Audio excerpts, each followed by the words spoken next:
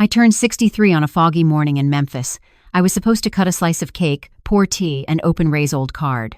Instead, I sat in the passenger seat and watched the city slide back like a faded photo in the window. Shawn said, "Mom, just relax. You'll be surprised today." I nodded, held the strap of my cloth bag, heard the Mississippi breathing on the left, and looked at the straight line of US 61 ahead. I told myself, maybe a garden, a porch with wicker chairs. A mother still wants to believe the best about the child she raised. I thought of the kitchen on Riverside Drive. Every morning I made 3 pots of tea. Strong for Shawn, herbal for Bri, and plain black for me, which I carried into the small room so I wouldn't bother anyone. I thought that was love. But there is a kind of hurt that leaves no bruises. It stains papers and slowly pushes a chair back into the dark. I folded myself to fit a drawer called Peace, folding and folding until the cloth got thin, ready to tear with one hard breath. Back then, I did not dare call it what it was: domestic violence. The radio was quiet. "How much longer?" I asked. "Almost there, Mom," he said. The car turned off the highway onto a bumpy dirt road. Yellow dust rose like powder from dried reeds. Roofs drooped like tired eyelids after a sleepless night. I swallowed and kept calm. It was my birthday, after all, I told myself, the way I talked to the cracked walls inside me. We stopped in front of a dark wooden shack with a sagging roof and broken steps. Shawn turned off the engine, opened the trunk, and set my bag on the gravel. He spoke like he was tying a ribbon on a gift. "The air is fresh here. From now on, you'll live here. Your birthday present." The words fell like an iron lock. Something clicked inside my chest. Click. My heart didn't break. At the back of the cupboard, I still had something I once hid. My name, my keys, my memory. I didn't cry. I watched the shiny car turn around and fade behind the trees. It was just me, the cloth bag, the shack, and a quiet so wide I could hear grass rubbing together. The wind carried the smell of wet earth, tin, and wild fruit. I laid my hand on the rotten boards and felt they still breathed. I thought of the kitchen that was no longer a home, of how a whole life can be packed into a small room by the storage closet, and of the old question, what did I teach my child with my silence? When a life is folded into a bag, your hands have to open a new life. I took a deep breath and found I still remembered everything: the bank's number, the lawyer's name, the ring of my old phone. I didn't want to argue over who was right or wrong. I wanted to call things by their real names and lock the doors that others had opened for me for too long. There is a kind of domestic violence that doesn't smash things. It packs a mother's suitcase and calls it a solution. It says, for the future, for peace, and borrows the word love to paint an unfair deal. From here on, I stop calling it sacrifice. I call it by its name. If you hear yourself in a shared bill, a rushed signature, or a tired, whatever makes my child happy, stay with me. Subscribe, hit like, and comment the city where you're listening so I can pin it. This story is for anyone who lost their voice behind a polite smile tonight. We take it back. And when someone asks, "What do you call this?" we'll say it clearly again: domestic violence. I used to think the Riverside Drive apartment was a seashell that held my breath. The balcony faced the Mississippi, but inside I practiced a habit: walk softly, speak softly, make myself small. I called it keeping the peace. Later I learned it was a choice to erase myself. Every morning before sunrise, I boiled 3 kettles: strong tea for Deshawn, my Shawn, herbal for Bri, and plain black for me. I made mine last so I wouldn't take up space on the stove. I poured it into a chipped porcelain cup and carried it to the small room that used to be storage. On the shelf, Ray Hollis's photo stood between a box of nails and a coil of rope. I said, "I'm fine, as long as our kids go to work happy." Bri loves light, so she took down the thick curtains and put up thin voile. She made a to-buy list: coffee maker, scented candles, crystal glasses, cream rug right next to the power and water bills. My pension flowed into the joint account. "Mom, let me combine it so it's easier," Shawn said. I nodded. "You're the point person. I'm not good at this." Every time my extra card swiped at the pharmacy, a text popped up on Bri's phone. "Mom, love, tell me first next time." I set new rules for myself: buy less, talk less, ask less, the art of shrinking, like cross-stitch where every stitch is even. Shawn worked in a glassy office. At home, he hung his blazer, put an arm around his wife, and smiled. "It's for the future, Mom. I walked along the edge of the rug, careful not to leave footprints on their work-in-progress painting. One day I cooked soup. I tasted salt and was about to add water. Bri froze my hand. "Mom, older folks' taste runs off. Let me adjust." The bowl looked prettier, but I couldn't taste myself in it anymore. I smiled and carried the bowl back to the storage room. I told myself, give up the chair today, and tomorrow will be peaceful. Peaceful how? I didn't ask. 10 years before he died, Ray put a file in front of me. "Etta, I'm moving my share into your name, just in case." I laughed. "Our kids are good. No need to worry." Ray didn't laugh. "Times change. Hearts change, too. You need a home in your own name." I signed. Back then I thought it was quiet love. Later I knew it was the safety rope he tied around my waist before the dark bend in the river. Bri said, "Shawn's company party is this weekend. I need to look sharp next to him." I nodded. I took off my old wedding ring to get it polished and dropped the plan to get new glasses. After that, I read the paper by holding it farther away. At night, the city lit up. I sat on the edge of the folding bed, heard the washer spin, the fridge click shut.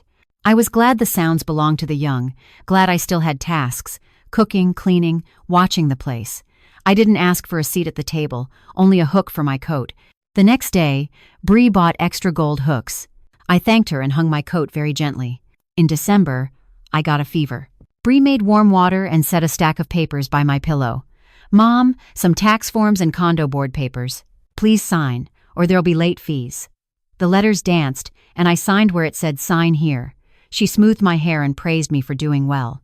When I got better, the living room had a new rug, and the lights were warmer. Bri handed me a gift. "For you house shoes, so you won't slip." I was touched. There was still a place for me in this picture as long as I didn't stand too close to the front. I chose the background. I told the ladies at church I was fine, that multi-generational living teaches patience. I shared the good parts, Shawn's promotion coming, Bri's new collection launch. I hid the truth that I was counting the days without spending $1 on myself. I hid the habit of tucking a $5 bill inside my old Bible, a little spell against feeling empty-handed. One night, wind rushed hard from the river. The balcony door shook. I opened it a crack and breathed the cold water smell. My shadow on the glass was a small woman holding a teacup. I whispered, "Tomorrow I'll get up even earlier." I didn't know I was moving my boundary one fingertip at a time until my hand reached for space and found air. My 63rd birthday. I wore a striped dress and an old hair clip. Shawn smiled. "You look nice, Mom." Bri hugged me. "There will be a surprise today." I believed them. I took my warm black tea and stepped into the hall as the elevator chimed, bing. I didn't know the car was about to drive off the map, I knew, and that what I called keeping the peace was just a string waiting for someone to tug. I still smiled and reminded myself, real peace needs boundaries. The car left Riverside Drive like a fast-forwarded film. The Mississippi slid away. The US 61 signs tapped a rhythm. I held my cloth bag strap and listened to Shawn drive like someone about to handle a hard problem. Bri didn't come. She texted headache and told him to take photos of the gift. I said, okay, thinking we were going to a wood porch with a wind chime. We turned onto a dirt road. Leaning poles, windows nailed shut, a yard of mud. A town appeared, a name not on any map, Briar Hollow. The silver sedan stopped in front of a shack. The roof sagged, the steps had holes, weeds reached my knees. Shawn turned off the car, set my bag on the gravel and smiled. "The air is fresh here, Mom. From now on, you'll live here.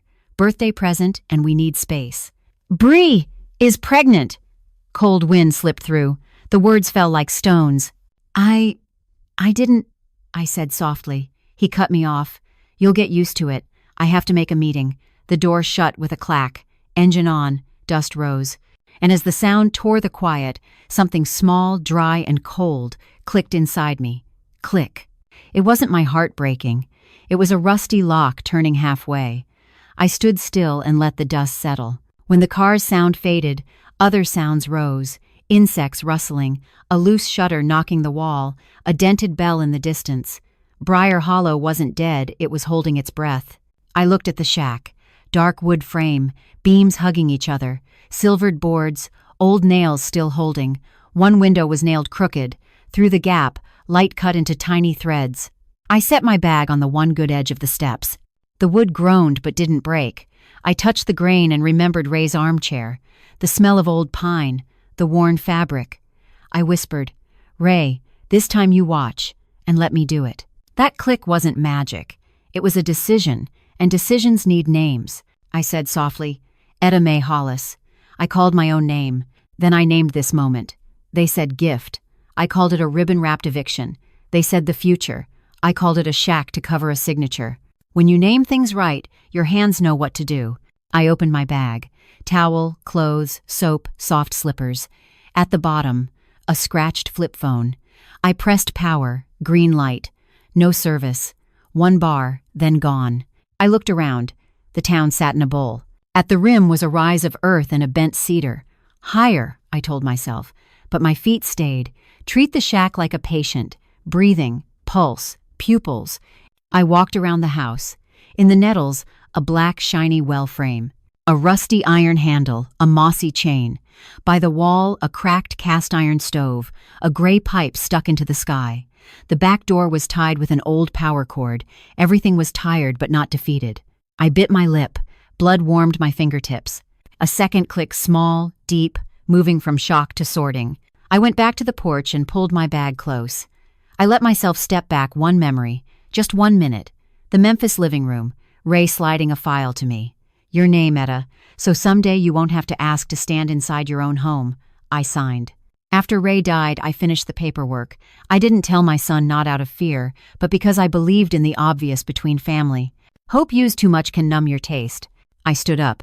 Soon I would need to climb that rise, find a signal, call Mr. Walter Gaines, call attorney Jordan Blake. But first, so no one else writes the first line of my story, I needed to write it myself.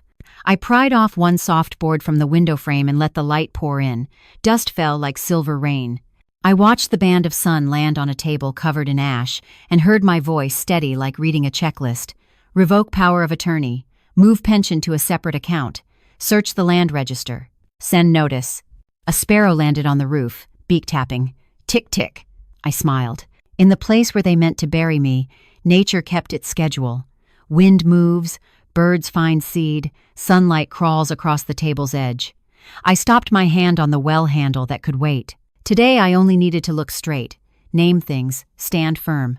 Tomorrow I could turn, draw, light, wash. I stepped off the porch and looked at the whole scene. The shack leaned like an old person whose eyes still shine. I thought of Shawn. I did not automatically say my son and heard his voice mixing with the wind. "You'll get used to it, Mom." Yes, I will get used to it. Not to ruin, but to my own rhythm when no one reaches over to turn me down. People think pushing a mother out of the house will silence her. They forget that in quiet places, the inner voice carries far. I turned toward the rise of earth. 2 bars of signal were likely there. Before I went, I set my palm on the door one more time. The wood was warm under my skin. "Hello, house," I said very softly. "We don't belong to each other yet, but we can learn." Then I stepped down, avoided the holes, walked along the grass path, and headed to the cedar where I would dial the first number and hear my own voice answer the world with one clear word. Yes. I stood under the cedar tree, breathing until my heartbeat slowed, then followed the grass path back to the shack. The dust had settled. Sunlight cut across the ground in thin slices, like a ruler to measure my life inch by inch. I chose to start with 3 things: water, fire, and air. If I could stand on those 3 legs for a day, the rest would find its way. I rolled up my sleeves and went to the well frame behind the house. The iron handle was rusty, the chain bloomed red. I tried to turn it. The squeal sounded like a throat that hadn't spoken in years. I pushed harder. The flywheel moved. The chain slid into the dark. After a moment, I heard a round sound, plop. I pulled up slowly. The water looked dark, a light mud smell, but clear in the sun. I poured out the first dip to feel safe. The second I raised to my lips, cold and clean. My body marked the first win of the day, not with fireworks, but with a real drink of water. I carried the bucket to the porch. In the corner lay a cast iron stove like an old animal sleeping. I searched the weak shed and found old newspapers, some dry wood, and a few pine scraps. I crumpled paper, built a small nest, set a thin pine piece like a backbone, and laid twigs like a roof. Half a box of matches was in my cloth bag. The first match died with a burnt smell. The second caught. Fire licked the paper and flickered like a child learning to talk. I blew gently. The flame ate more paper, touched the wood, and crackled. Smoke pushed back into the room at first. I opened the door wider, tapped the chimney, and listened for the draft to shift. In a moment, the fire found its voice, steady breath, soft orange hugging the bricks. With water and fire, I needed air. I chose the room with the crooked window. I pulled the nails and lifted the boards one by one slowly so the grain wouldn't shatter. A bright band split the room in two, old and new. I swept dust, gathered webs, and wiped the table with well water until the rings in the wood showed like years. I spread an old cloth, set down a speckled cup, and sat. I breathed from my belly slow, counting to 8. The smells of smoke, water, and damp wood mixed into a plain kind of courage. My body had come back, and my body trusted me. That was the day's second turning out of panic into calm action. I took stock: a small knife, an aluminum spoon, a few cans of beans still good, salt in a chip jar, a rope, a rusty hammer, a flip phone. I set my plan for the afternoon: scrub one corner of the floor, heat water, boil a few potatoes I dug from under the grass, warm my hands and feet, then climb the rise to call Mr. Walter Gaines. I wrote with a dull pencil on the edge of a newspaper, "Water stove air call." I pulled a chair to the porch, set a pot on the stove, and fed more wood. The fire stitched along like a sewing needle. In that rhythm, memory came but didn't drown me. Ray laughing, showing me how to read the grain, saying, "Let the fire hold its own hand." I understood some skills only open when you are forced to live for yourself. Near noon, I found a strip of standing water by the wall. I moved dirt to make a short drain to the yard. The water crawled out, pulling dead leaves with it. The rough work eased the line between my eyebrows. While my hands worked, my mind heard a new voice, neat and clear like a ledger. Day 1, we will not starve. Day 1, we will not choke. Each line was a brick in the floor. I dropped the potatoes in the pot and sprinkled salt over a handful of wild mint, or so I guessed. The smell rose sharp and honest. I ate my first lunch in Briar Hollow on the steps: hot potatoes, cool leaves, cold well water. I did not feel sorry for myself. I felt present. Wind moved through the trees and carried a faint metal sound somewhere someone else kept a rhythm, and now I was keeping mine. After eating, I made a simple rack from 2 boards to dry my towel. I shook out an old curtain and cut it into rags. I gathered fallen nails and lined them up. Things got named again and went back to places like I was naming myself again. I wedged a brick under the broken step so I wouldn't trip. I checked the doors and tied the cord tight. Day 1 didn't have to be perfect. It only had to be safe enough to sleep. I took my phone and small notebook and climbed the rise. 2 bars showed and held. I called my voicemail, heard a dry beep, and hung up. The real calls would wait for sunset, when my words could be cool and exact. Back down, I swept once more around the well and fixed a tin scrap along the roof edge to slow the leaks. Small things, but tomorrow I'd thank myself for doing them today. At dusk, I sat by the stove. The fire sounded like a trusted friend. I opened my old Bible and tucked a note on a blank page with 4 words. Here for myself. I knew tomorrow's list would be: call lock transfer seal, call Mr. Gaines, revoke power of attorney, move my pension to my own account, and seal the doors that had been opened for me by others. But today's lesson was enough. A waking body can lead the soul home. I set the kettle on, listened to the soft boil, poured into the cup, and warmed my hands on the rim. Outside, the dark no longer threatened.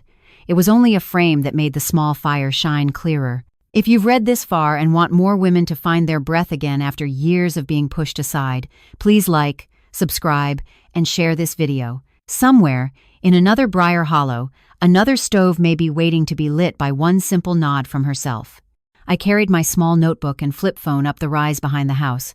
On top, the delta wind brushed my hair, and the cedar tree bent like it was holding up the sky. 2 bars of signal showed and stayed, like 2 fingers on a pulse. I dialed Mr. Walter Gaines, the branch manager who knew me back when Ray and I opened our first savings account. The ring sounded long. Each tone pulled me closer to my own voice, the dispatcher voice. Slow, clear, warm, steady. Riverside Bank, Walter speaking. Hello, Mr. Gaines. This is Etta Mae Hollis. A pause, 1 beat. Etta Mae, it's been a while. I know that voice. Are you all right? I looked down at Briar Hollow, the dark roof like an underlined word. All right, as in, I'm still breathing. I need your help with a few things today. His tone shifted to business. I'm listening. I need 1. To cancel all powers of attorney and all access connected to Deshawn Hollis. Goes by Shawn on every account and linked card of mine, including any extra card. 2. Change how my pension is paid. No more to the joint account. Send it to the personal savings account I opened 5 years ago. You'll remember it. 3. Turn on personal confirmation only. Any transfer, change, or big move must have my direct voice confirmation with a passphrase. 4. Temporarily freeze the joint account that's being misused until I review it. 5. Block balance checks from any device that isn't mine. And 6. Add a file note. Do not discuss with third parties. I want written confirmation. The wind carried a dry sun smell. On his end, I heard a pen tap, the sound of careful work. Edame, step by step. First, I need to verify. Date of birth, last 4 digits of SSN. Security question. I answered, steady. He read back, verification successful. I let out a breath but kept the rhythm. Go ahead. I'll revoke Shawn's authority now and disable the extra card. We can lock online access from his registered device. Do you want to set a voice passphrase? My passphrase is, Ray ties the safety rope. I smiled a little. You can write it without spaces if needed. Got it. For the pension, I'll file a redirect form. Do you want to change the mailing address? I'm staying out of town for now. Please hold all mail at the branch.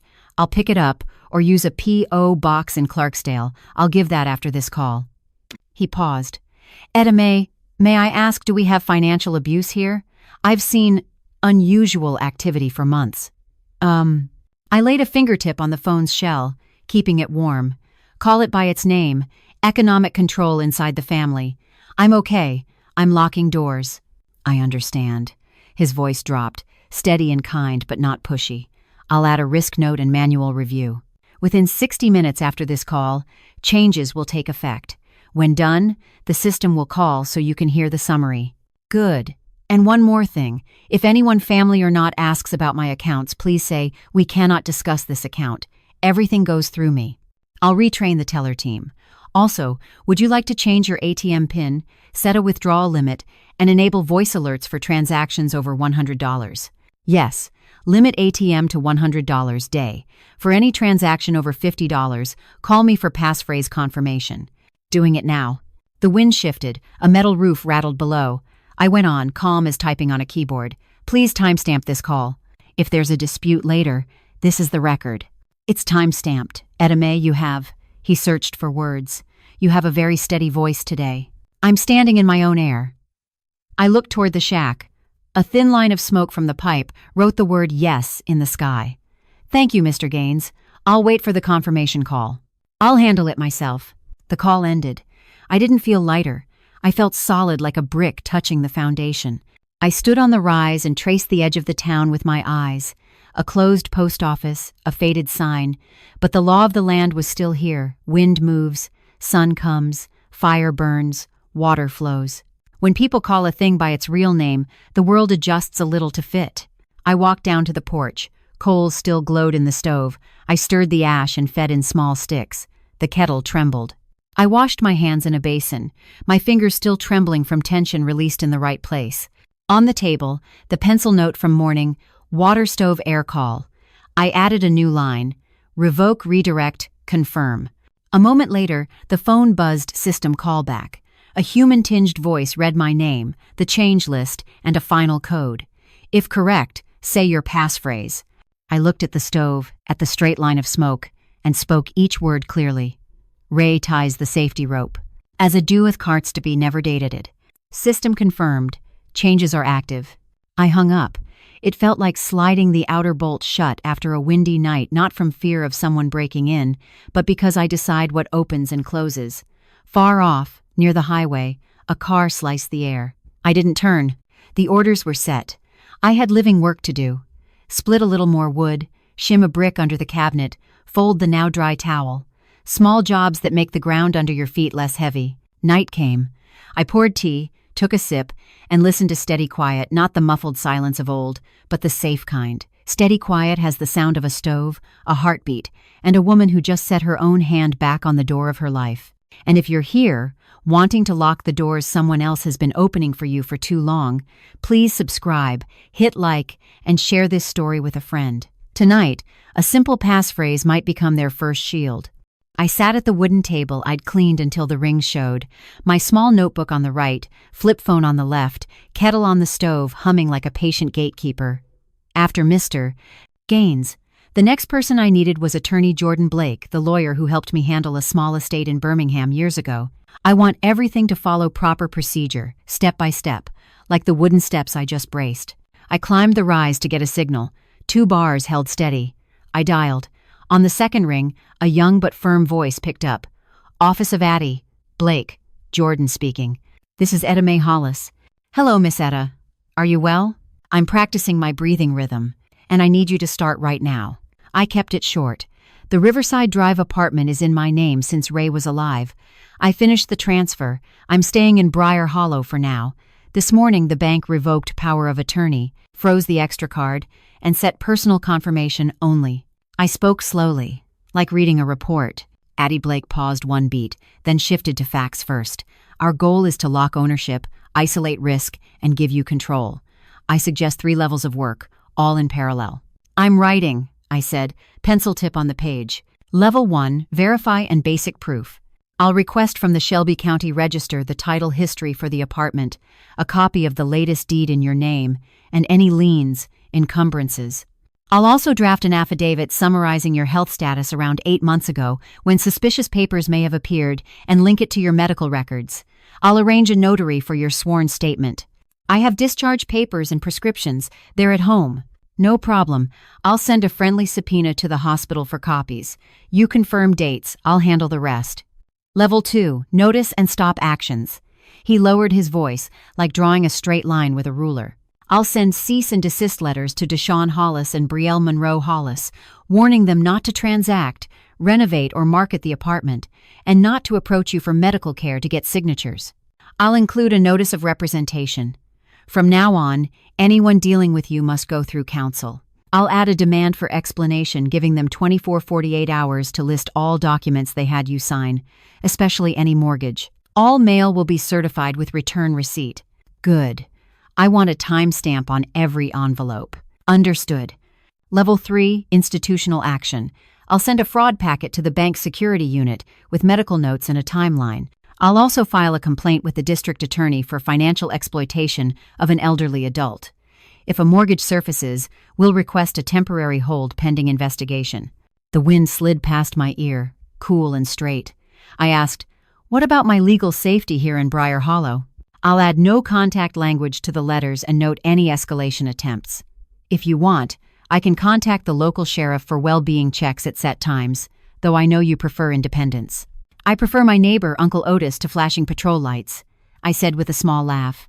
That works. I just need you to log everything. Dates, license plates, any contact. Fine. What do you need from me right now? Photo ID, a temporary mailing address, and 2 contacts who can confirm identity if needed. Also, choose a short legal tagline, 1 sentence that matches your stance to put at the top of the case summary. It helps judges and investigators. I looked down at the shack, a thin line of smoke rising straight. Right. Justice isn't revenge. Justice is a seal. Strong and precise, he said. One more point. Do you want a memo to building management banning new elevator fobs or keys issued to anyone in your name? Of course. They once issued a card to change curtains for them, not for me. Atty Blake shifted to a calm professional zeal. Miss Etta, this is a clean case in legal terms. Clear title, clear intent, and traceable financial abuse with a timeline. I promise nothing beyond process, but if we run the process right, it pulls order back into place. I heard my own voice firm up. I need a timeline. Within 24 hours, send cease and desist, notice and demand. Within 72 hours, receive title history, file the fraud packet. Within 7 days, complete the affidavit and gather medical records. Any unusual reaction becomes evidence. And fees? You pay by milestone. I'll send an engagement letter with a clear fee table. I straightened my back. Below me, Briar Hollow lay calm like a heart after a jolt, finding its rhythm again. Jordan, do it. Yes, ma'am. He paused, voice warm. You have the voice of a keyholder today. I respect that.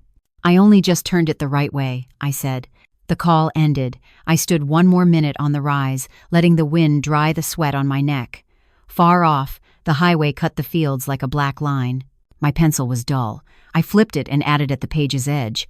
File suit if needed. Then I closed the notebook and walked down. In the brightened room, the stove kept its steady beat. I set the kettle back on, slid the bolt on the door, and felt myself in the dispatcher's seat. Morning was water, stove, air. Noon was revoke, redirect, confirm. Afternoon is verify, notify, escalate. Tonight, when the fire settles to coals, I'll tell myself one line to sleep well. The door now has a handle on my side. That afternoon, the stove kept a steady hum. I was pushing ash when the phone buzzed. "Miss Etta, it's Jordan. Atty." Blake's voice was crisp. "I just pulled records from Shelby County. There's something you need to hear." I set the poker down. "Go ahead."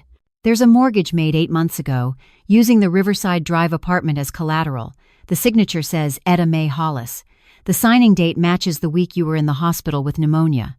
I remembered the fever, a cold cup of tea, the stack of papers Bri put by my pillow. I spoke dry and clear. They put a contract in my hand when I couldn't read the words. "Add 1 in was coercive dalated," Blake went on. "We're not calling it forgery yet, but there are signs of signature abuse when you weren't clear-minded. I've sent a fraud packet to bank security and opened a file with the district attorney for financial exploitation. I asked for the original documents, signature samples, and any branch video. Do Deshawn Hollis or Brielle Monroe Hollis appear on the papers? Not directly, but there's transaction authority added a few weeks later which Mr. Gaines revoked today." The first heat of anger passed, leaving cool steel. "Jordan, name it right. Disciplined outrage. We'll use short sentences and long paperwork." "Yes. I'm filing the medical affidavit, requesting hospital records, and asking for a temporary suspension of the mortgage's effect." The bank replied with an internal freeze. I remembered Ray's words, "In fast water, swim slow and straight." I touched the scrubbed tabletop. "Have the cease and desist letters reached them?" "The carrier shows delivered." Deshawn signed. "Good." The next letter should add, "Any renovation, listing, or secondary loan will be treated as obstruction of an investigation." The phone buzzed. Mr. Gaines on the line. "Hello, Miss Etta," he said. "Security received the attorney's file. All accounts tied to the mortgage cash flow are under review. This morning Bri's card was declined. They called the branch. We answered per the note. We cannot discuss." "Thank you. Add this. All requests from them must be in writing." "Noted." I went back to Blake. "Jordan, we need a timeline for the prosecutor. Illness papers, withdrawals, card history, the times I signed thinking they were tax forms." "I'm building it. I'm requesting IP logs for online access to match locations." The tight wire across the window lay straight and quiet. "I don't want anyone jailed for revenge," I said. "I want order put back in the right place. That is justice." "I understand." The sun touched the metal roof. I fed a twig. The fire flared, then settled. In my head, the steps lined up solid. Gather, freeze, report separate. There was no room for shouting or begging. Night fell. An email came. District case number and investigation ID. I copied both into my notebook and underlined them. Next to my morning line, "Here for myself," I added, "Here for the truth." Before sleep, a car engine on the road. I didn't curl up like the first night. I turned on my side, one hand on the blanket edge like on a door handle. The anger in me now had a public roadway to travel. It carried a case number. And I knew that when the sun reached the well's rim tomorrow, I'd get up not to remember what they did, but to remember what I will do next. At noon on Tuesday in Briar Hollow, the sun stood straight overhead.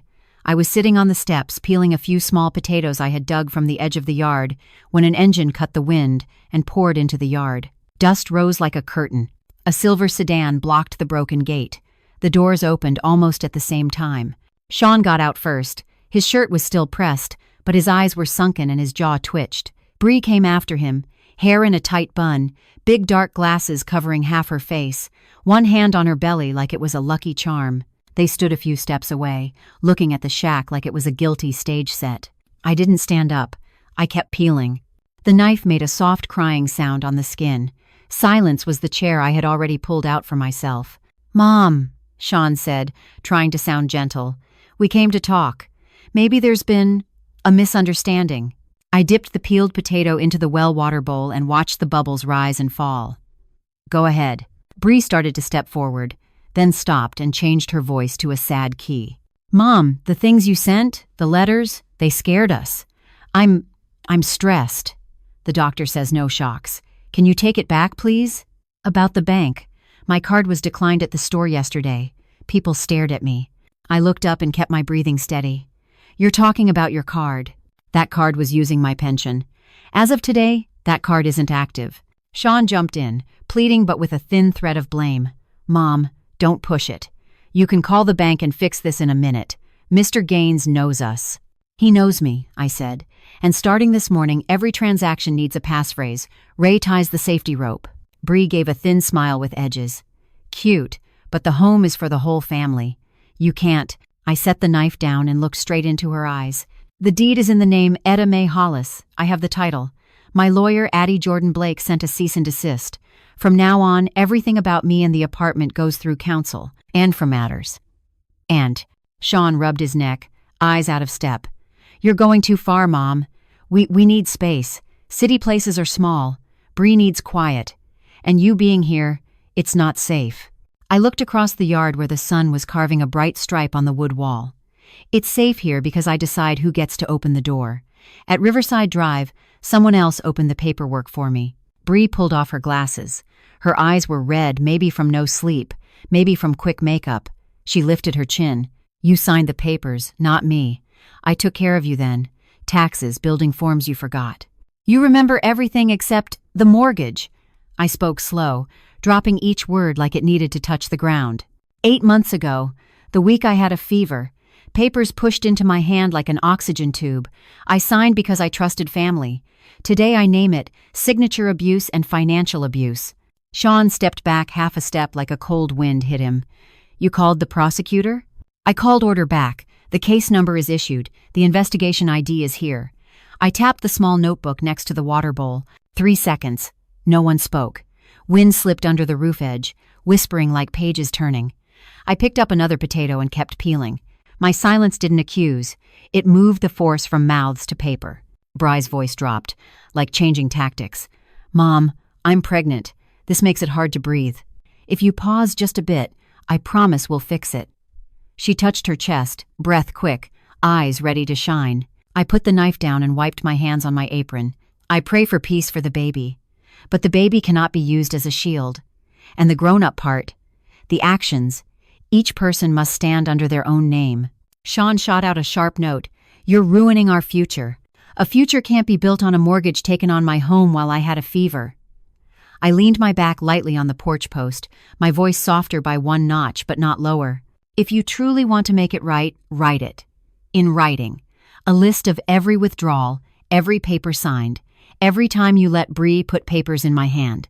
My lawyer will read it. Then the bank will read it. Bri looked at Shawn. For a moment, her shiny mask cracked like pottery in fire. She pressed her lips. Let's go. It's dusty here. This shack doesn't fit Mom or me. Shawn didn't move yet. His eyes searched my face, like a secret door might open at the word Mom. In the past, I would have opened it. Today, I set my hand on the door handle and kept it closed. Shawn, I said his real name, no stretch, no bite. I don't hate you. I hate the way you let my love be used. From now on, my love comes with boundaries. He breathed hard, then turned away. Bri wiped a dry corner of her eye and yanked the car door harder than needed. The sedan backed up, the dust trailing like a gold string. I picked up the last potato, finished peeling, and dropped it into the pot. The fire in the stove found its steady breath again. Silence returned, but not the muzzling kind. It was the silence that stands guard at the gate. Before going in, I looked up. The top of the cedar tree sparkled with bits of sun. My heartbeat sounded like the stove. Not fast, not loud, but present. If you've read this far and believe boundaries are love with discipline, please subscribe, like, and comment this line so I can pin it. Boundaries equals love with discipline. Share this video with someone stuck in financial abuse sometimes. 1 minute of silence in the right place is the first key to their own door. That afternoon, after the confrontation, the Delta wind leaned the tin roof. I was tying the door rope when I heard the gate clack. A low, steady voice, like a wooden ruler. "Let me help, neighbor." I turned. He was tall, slim-shouldered but straight, gray beard like wild grass, pale blue eyes. He held out a calloused hand, not pushy. "Curtis Baker, Shotgun House, 2 lots down." "I'm Etta Mae," I said. This gate acts up. He didn't ask more. He took a wrench and tightened the hinge. The door groaned less. He looked around like a carpenter reading wood grain. Cook smoke goes straight. Good. Well, bucket has a voice. Good. Then he went quiet. We carried a bundle of firewood onto the porch. He didn't stare at me, and he didn't stare at the tire marks still cut in the yard. I poured well water into an enamel cup and offered it. He drank a sip and nodded. This water doesn't betray. We sat on the steps. Sparrows hopped on the wire. The sky opened like a cloth. He set down the cup. I saw the car come and go. I saw you draw water and light the fire. I don't need the rest to know what's right. What's right, Mr. Curtis? You don't dump your mother in a shack on her birthday. The rest let the papers speak. I told just enough. Riverside Drive, my name on the deed, Mr. Gaines, Atty Blake, the cease and desist letters, the bank investigation. He listened and nodded like counting the teeth on an old saw. Good, he said. I don't handle law. I handle things that answer to a person's hands. He went to the well. Bucket chain is worn. I've got extra links. He came back with a cloth bag. A few chain links, a roll of twine, a chipped saw. These will do for today? He sat on the ground, swapped the links, braided the twine, and tapped the wooden pin with a small hammer. Each tap sounded like stamping fear shut. I asked, will you tell anyone about this? He wiped sweat with a worn handkerchief. If someone asks, I'll tell the truth. No more, no less. Telling the truth isn't a favor, it's a duty. Oh, it's not a ground to bring. A cool breeze slid through the porch. I felt my spine stand one notch taller. Thank you, Curtis. He sniffed. Don't thank me. Let me watch your cook smoke each evening. When the smoke doesn't run straight, I'll come over. When it rains, I'll bring a tarp. You don't have to explain. Before he left, he paused at the gate. Tomorrow morning, I'll drive you to the next town. We'll buy nails and lime. You pay with your money. I just drive. I nodded. He walked off with steady steps. Road dust fell back down soft as cooling ash. I stood a while, hearing the stove breathe behind me and the well murmur in front. Between those two sounds, I knew why my chest felt lighter. Some people don't show up to pry or judge. They come to stand guard with you for a moment. They don't pull for you. They set their hand next to yours for one beat. That night, I pinned a small note on the wall. Smoke straight, I'm okay. Below it, I wrote, when the fire sags, call Curtis. I slept easy and woke steady. The next day at noon in Briar Hollow, the sun hit like boiling water. I was watering the peonies by the porch when I heard many engines at once. Road dust rose into a thick curtain. 3 cars stopped in a half circle on the dirt yard.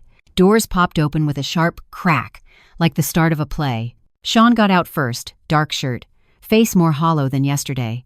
On the other side was Brielle hair in a bun, simple black dress, one hand on her belly like a careful pose. From the other 2 cars, family spilled out. Aunt Lorraine, Aunt Lori Matthews in a faded straw hat, Jamal Green, tall with wide shoulders, and a few more relatives I only see at weddings or funerals. They lined up in a half ring, closing me and the shack inside, like a mural someone else signed. I set the watering can down and kept my breath even. Silence was the jacket I sewed for myself, stitches you can't see, but it fits the shoulders tight. Shawn cleared his throat and stepped forward like a spokesman. His voice shook, but it was rehearsed. Our family is here for Mom, for her mental health. Lately, Mom has been confused, forgetting things, doubting us, and leaving home. Whispers moved through the line like wind in grass. I saw Aunt Lori push her chin forward with worry.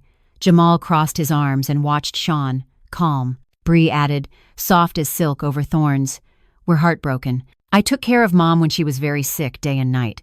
But now Mom is making things up. She's influenced. We want to take her back to the city, see a good doctor, let her rest. I looked at them one by one. Known faces in a strange frame dirt yard. Well, stove, steps I'd just braced with a brick. I knew any word I said now could be stamped abnormal reaction. So I didn't speak. I opened the spout. Water drew a cool line around the peony roots. Sunlight flashed on the drops like cheap sequins. Aunt Lori tugged her skirt and stepped half a pace. Etta, sister, the kids say you've been forgetting. Yesterday afternoon you called and forgot my name. I met her eyes and gave a small smile. Sister Lori, I said her right name. She paused half a second, doubt passing like a thin cloud. Bri slipped in fast. Sometimes she remembers, sometimes she doesn't. She thinks we stole. She accused us, brought in a lawyer and the bank. They froze a card. People at the store stared at me. She held that word stared a long time, like a pin pushed into the group's soft spot. Shawn raised his tone with a store-bought morality. We don't blame Mom. She's old. Pressure makes her paranoid. We're afraid she'll hurt herself. She left the apartment to live in this dangerous place. There's a well and a wood stove, not safe. I leaned on the porch post and refused the trap of defending myself. I put down the can, wiped my hands on my apron, and stood tall. At the gate, metal clicked. Curtis Baker appeared, one shoulder tilted from a small bundle of boards. He stopped at the edge of the yard, nodded to me, then looked at the crowd. Asking to step in, neighbor. Who are you? Bri asked, eyes set at the exact angle of contempt. Curtis, he said. Shotgun house 2 lots down. I've been watching over this town longer than most of you have stood here. He set the boards on the step and stood beside me like a sentry, not blocking me, not hiding me. Shawn cleared his throat again. We're here to rescue my mother. She's not well. One of you's her now. Curtis scanned the place, like checking the ground before raising a beam. His voice was low, plain. I see the cook smoke stand straight each evening. I see her draw water with a steady hand, stack wood neat, set the chimney so the draft pulls right. I see her peel potatoes with an even knife. A lost mind can't keep that rhythm. On the left, a few necks turned. Jamal shifted, eyes a shade narrower. Shawn slapped down a new card. The papers Mom signed all over the place. A big mortgage. She doesn't remember. I'm trying to protect her from the consequences. I opened my small notebook to the underlined page. The case number. I held it up for Aunt Lori. Prosecutor case number. Investigation ID. I have a lawyer and the bank on it. Cease and desist letters sent. I will not argue outside of documents. Bri cut in. Mom, don't threaten us. We love you. Curtis tapped, voice still the wooden ruler. Love is not dropping your mother at a shack on her birthday, setting a bag of clothes on the ground, then driving off. I saw that silver sedan. High noon. Dust took 3 minutes to settle. I brought water out. Miss Etta carried it in herself. That's the truth. I'm not helping anyone. I'm reporting. The air changed color. People who came to intervene started to listen instead of perform. Aunt Lori looked at Shawn. You did that? Shawn swallowed. Mom needed space. The doctor said she should be near nature. You also needed space. I finished. Voice flat like a roof panel laid on the beam.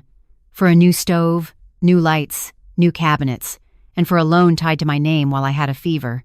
A cousin by the back car, Marva, I remember, exhaled. That doesn't sound right. Jamal stepped half a pace, eyes straight on Shawn. Son, one question. If the apartment is in your mother's name, why does the loan money show up in purchases for your furniture? I'm in construction. I can read cuts on a credit line fast. He drummed his fingers on his bicep like a teacher's ruler on a desk. Bri turned to Shawn, a flash at the corner of her eye that died fast. She put back her loving voice. Don't stay quiet. Say something. Shawn looked at me. Mom, let it go. I'm scared for me. The slip was bare. Aunt Lori snorted, brown eyes firm. And what about your mother? I lifted the watering can and let the water circle the peonies once more, doing a living task in the middle of a staged scene. Then I turned back and spoke very slow. I don't want to jail anyone. I want to seal things. The papers will speak. I'm not leaving. If anyone wants to enter my life, knock with writing. Curtis tilted his head, a yes mark. If anyone still wants to ask me, I'll say this. First morning, she lit the fire herself. Second afternoon, she cut a drain for standing water. Yesterday at noon, she stood still when the cars came, no shouting, no braking, just set the potato knife down. Her order is cleaner than any explanation someone else can give. His words nailed into the beam. The yard suddenly had a center for the other words to turn around. A younger cousin, Reggie Jr., raised his phone, mumbling, "What's cease and desist?" Jamal leaned in. "It means stop and don't start again. As in, now they can forget about touching the apartment. Is one of to stay per day." Bri, seeing the wall close in, played the last card. "Mom, you're embarrassing the family in front of everyone." "Shame doesn't come from light," I said. "It comes from what was done when no one was looking." A beat of hollow quiet. Then Aunt Lori sighed and shook her head. The cords in her neck trembled. "You two go home. When a young couple is greedy, they go blind. Let me be plain. Don't touch your mother's things. Touching is shameful." Jamal added, short and locked, "If anyone calls me to testify, I'll show up." He turned to me, eyes soft. "Take care. The shack's rhythm is right now." The play ended without a fourth act. The family pulled back, no one holding anyone's gaze.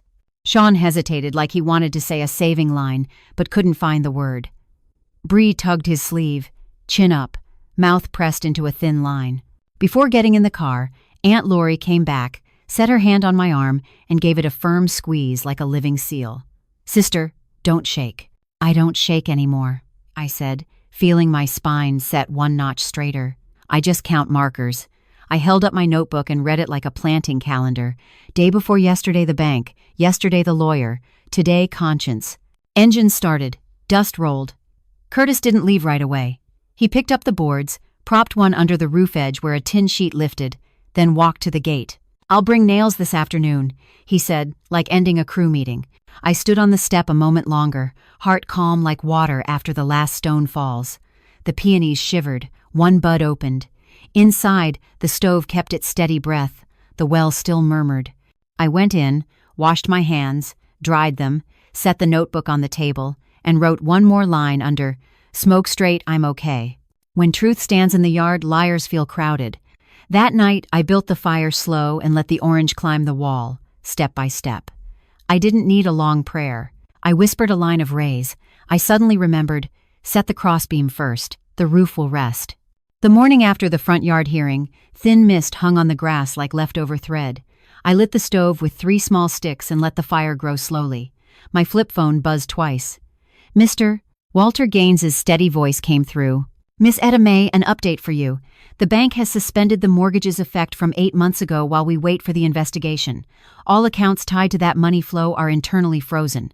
Security is matching the teller video, the wet signatures, and the device logs for online access. The do not discuss note stays on. We've pulled the unusual spending for the last 6 months and will send it straight to your attorney.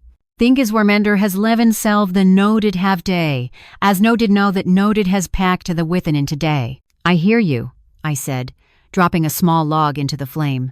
"Please timestamp this for me." He said yes, and hung up. The fire cracked. I poured well water, set the kettle on, and sat up straight. Not lighter, just steadier, like setting another brick that locks into the stretched string line. "Near noon, Atty," Jordan Blake called. His voice had the usual facts-first beat, with a warm thread under it. "Miss Etta, quick update on 3 tracks. Bank track. They received the fraud packet and your medical notes. They've paused mortgage payments and flagged the file as suspicious. Prosecutor track. The case number is live. Today I'm filing an affidavit on your mental state at the time of signing. The hospital confirms you got antibiotics plus steroids that week. Civil track. Cease and desist was delivered with Deshawn's signature. I sent a demand for accounting full list of withdrawals, furniture invoices, and transfers over 6 months. They have 48 hours. "Good," I said. "Add this line. All contact with me must go through counsel. No exceptions." "Already drafted," he said. Then, after a half beat, "Do you need a temporary protective order if they come back?" It was not many airy for now feigned and, "I have a neighbor on watch." I smiled, glancing at the yard where Curtis Baker was sighting the roof with his eyes. "But keep a no-contact filing ready in your drawer." By evening, Aunt Lori called, short and plain. She didn't excuse anyone or defend anyone. She said, "Sister, if you need a witness signature that they went too far that day, I'll sign." I thanked her and wished her peace. A witness isn't someone who speaks for us. They just stand in the right place so the light falls without a shadow. 2 days later, the mailman brought a brown envelope with a stamp, Shelby County Register Title History. I spread the pages on the table and read my name through the transfers like a hymn with one chorus, Etta May Hollis. In the other stack sat a copy of the mortgage, my fever-shaky signature. I looked at the wobbly ink and felt no hate for that sick hand. I just named it right, slipping papers into a sick person's hand. When you name it right, the mind untangles. The phone rang again, Jordan. They didn't respond on time to the accounting demand. I'm filing a motion to compel and asking for sanctions if they stall. "Do it," I said. "I won't rush pain for anyone. I'm rushing the process." Between milestones, I lived like my own bricklayer. In the morning, I rode with Curtis to the next town to buy long nails, lime, and 2 tin sheets. He drove slow, didn't pry, didn't preach. Back home, he raised the ladder, tapped the roof edge, and said simply, "Set the beam first, the roof rests." Ray used to say that. I stood below, passing nails and holding the ladder. His hands and mine did the hands' work. At noon, I scrubbed the tabletop until the rings showed, shimmed the steps with bricks from the garden, and stretched a string to square the window frame. The feeling of usefulness is the best cure for nerves. The heart follows the hands and grows calm. In the afternoon, I split wood and stacked it in A-frames to dry, dug a shallow drain around the wall's base, and logged each task like setting stakes.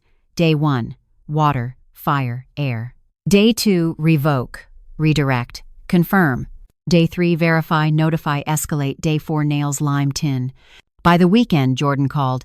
Bank security reviewed the video. On transaction day, they don't see you. They see a woman agent at the counter with a power of attorney copy. The timestamp matches your hospital window.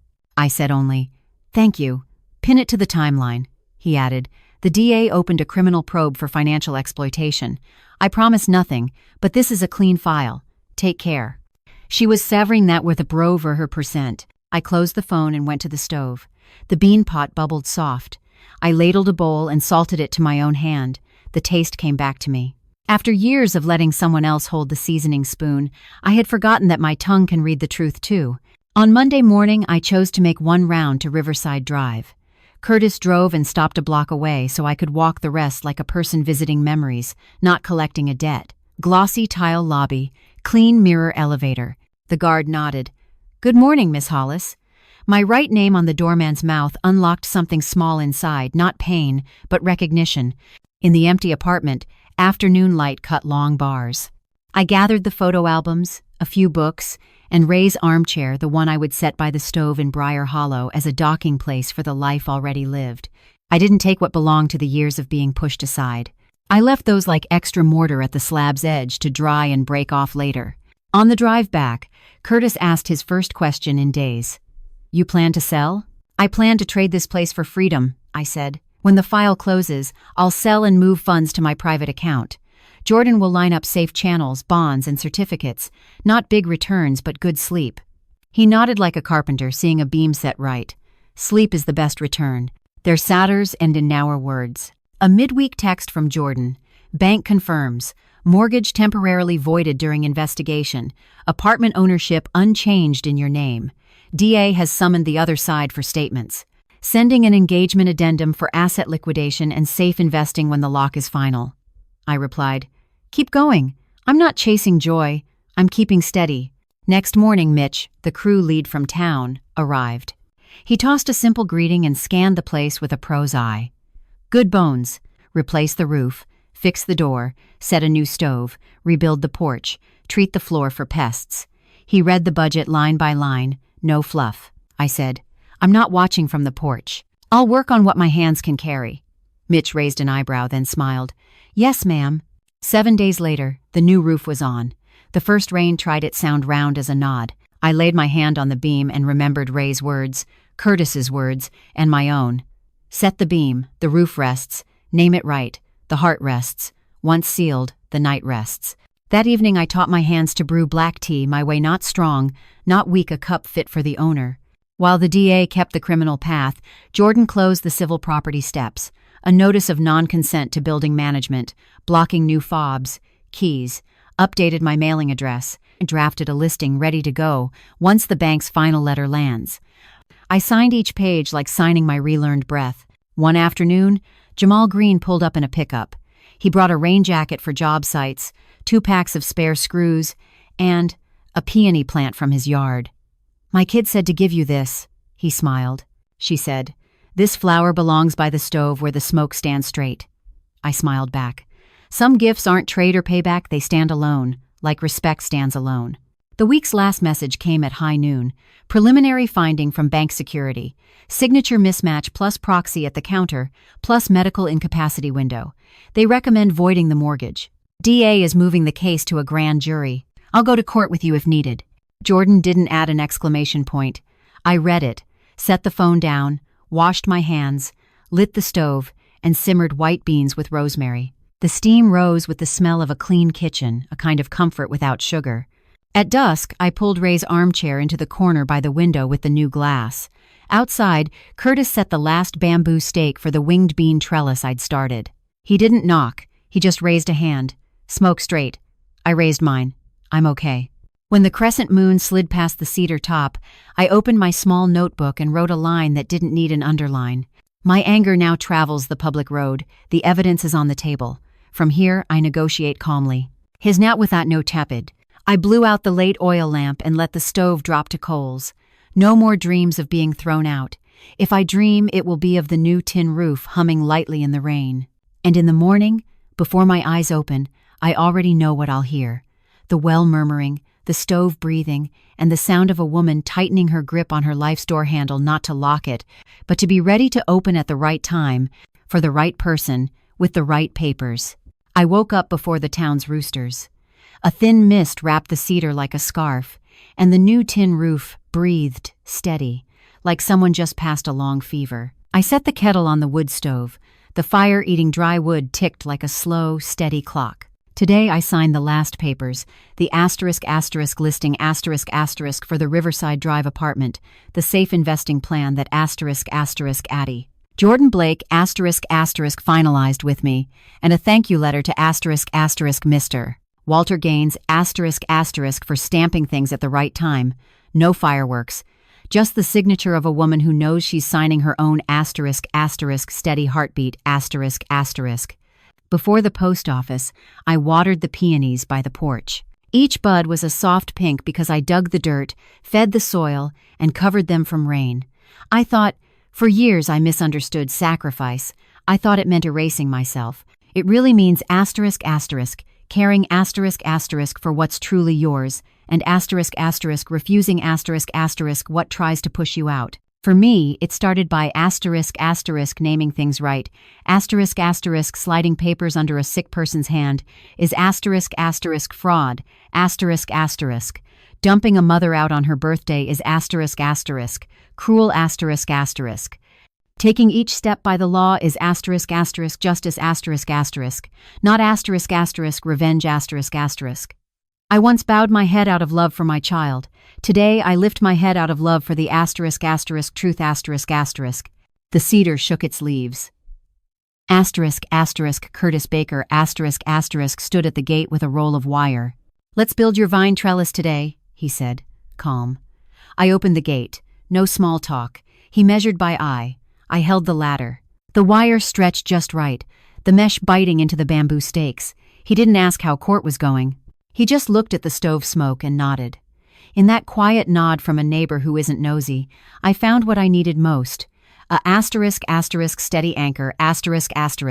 At noon, *** Jordan *** called, *** miss. Etta ***, the bank has marked the mortgage, *** void ***.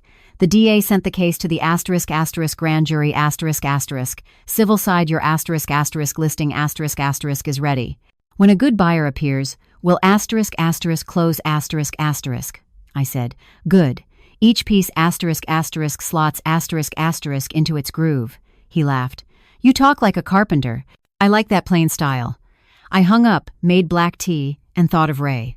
Long ago, he said, set the crossbeam first, then the roof rests. At 60 plus, I finally understand. The *** beam *** is *** boundaries ***. The *** roof is *** piece ***. In the afternoon, Aunt Lori *** stopped by. She set a bag of cornbread on the table, eyes wet but voice firm.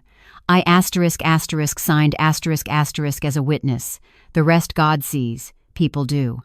I held her hand warm and sure. The sun slid back, leaving a gold patch on the step.